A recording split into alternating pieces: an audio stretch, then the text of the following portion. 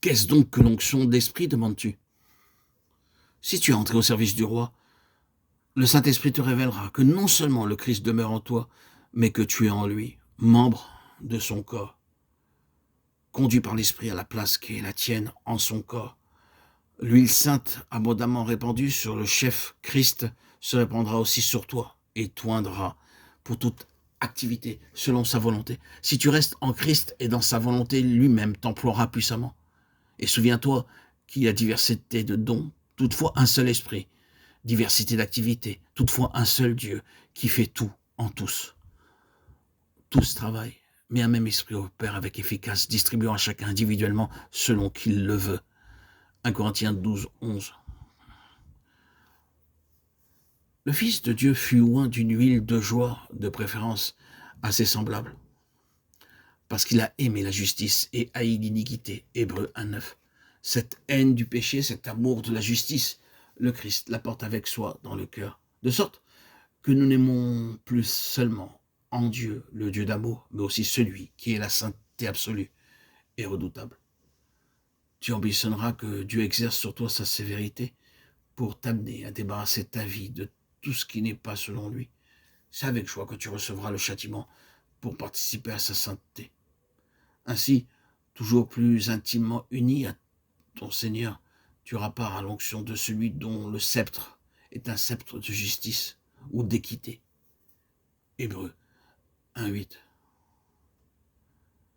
Si tu as reçu en ton cœur le Saint-Esprit, suis-le pas à pas, avec le seul désir de faire sa volonté.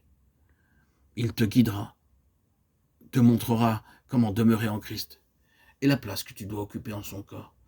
Tu feras alors l'expérience que l'onction que tu as reçue de lui demeure en toi, qu'elle t'enseigne toutes choses et qu'elle est ta vérité. Tu sauras que tu demeures en lui et tu expérimenteras à ton tour que son amour te porte et te conduit. 1 Jean 2, 27. Es-tu prêt à le suivre sur le chemin de la croix? Quoi qu'il puisse t'en coûter. Lorsque le disciple veut suivre son Sauveur, lorsqu'il se donne à Dieu et accepte la croix, le Saint-Esprit prend alors possession de son cœur pour l'amener à la communion aux souffrances du Christ. Une fois au centre, dans la citadelle, il cherche à pénétrer toute la vie, toutes les actions. Son influence s'exerce de l'intérieur vers l'extérieur. Il révèle alors à l'homme tout ce qui n'est plus encore selon Dieu. Puis, lui montre la croix comme puissance de séparation d'avec l'ancienne vie. Et dispense la vie du Christ ressuscité pour l'édification de l'être nouveau. L'enfant de Dieu est rempli de l'Esprit dès qu'il le reçoit.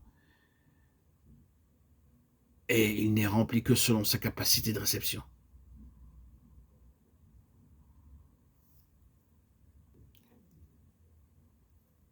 Elle restera telle aussi longtemps que le racheté n'aura pas compris que l'Esprit conduit à la croix.